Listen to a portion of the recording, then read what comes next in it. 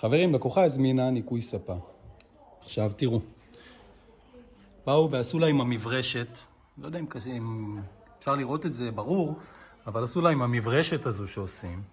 עכשיו כולם מכירים את המברשת ההיא שמנקה, אבל היא לא מתאימה לכל ספה. יש ספות שפשוט צריך לעשות רק עם המכשיר הזה, שאיבה יניקה.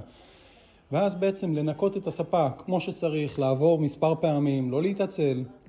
המברשת לא חוסכת לכם זמן, המברשת לפעמים יכולה לפגום בספה כמו שקרה פה, כמו שאפשר לראות, נהיה כמו צ'ופצ'יקים כאלה שהספה הוציאה, וזה נהיה מאוד מאוד מאוד מכוער, הלקוחה מאוד מאוכזבת, אבל הזמינה אותי עכשיו כדי לנקות כמו שצריך. אחרי אבחון של הלקוחה עם הספה, הבנתי מה צריך ואיך לעבור בצורה עדינה ואיכותית. כמו שאתם יכולים לראות כאן, עברנו בצורה טובה, מעולה, הכל נראה פיקס, נראה פצצה חדש. עכשיו נשאר לנו לעבור רק על החלק הזה, ולהוציא את הלקוחה כמה שיותר מרוצה, וכמובן לא לפגוע לה בספה יותר ממה שכבר עשו.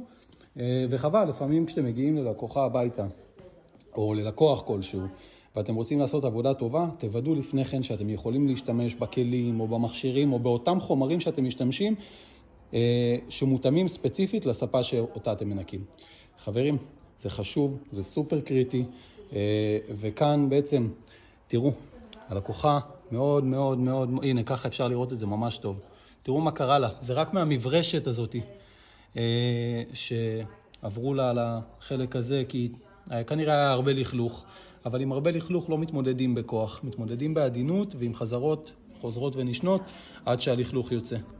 אז תכף אנחנו ניגע בזה ותראו את התוצאה השלמה. כמובן יש פה עוד איזה קטם שתכף נוריד אותו גם, ויהיו תוצאות יפות. איך אי אפשר לעבור גם על החלק האחורי של הספה, שגם מסתבר בו חיידקים ומלא אבק וטינופת שיושב מאחורה, הכל מצטבר ממש עם כל הלכלוך שנמצא שם מאחורה. אני אעבור לכם לכל פינה שאפשר לעבור על הספה, ואני אדאג שהיא תצא הכי נקייה שאפשר, בכל כיוון אפשרי. כמובן נוציא את המקסימום מהספה שלכם. ככה הספה נראית לפני, ככה זו ספה שהייתה נראית בדיוק אותו דבר כמו זאת, ועכשיו היא נראית הרבה יותר טוב.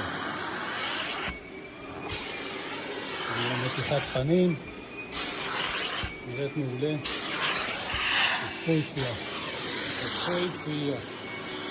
אין קטמים, אין מכלוכים, אין שום דבר, הכל נקי, מסודר, משופצח. תכף גם זאת תראה ככה אותו דבר.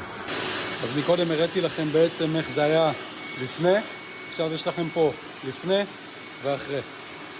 לפני זה כל הלכלוך, כל הטינופת, אחרי זה אחרי שעברתי, וזה נראה הרבה יותר טוב, ממש כמו פה, נקי ומצוחצח.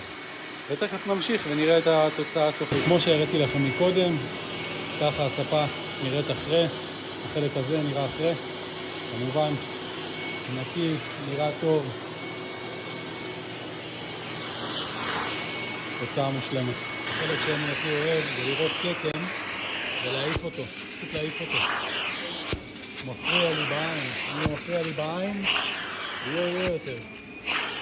וזהו, נעלם. סיום עבודה. מוציאים את כל הלכלוך, כל הסירחון, כל השכלה. כמובן שהשארנו ללקוחה בית נקי חזרה, כאילו לא היינו פה.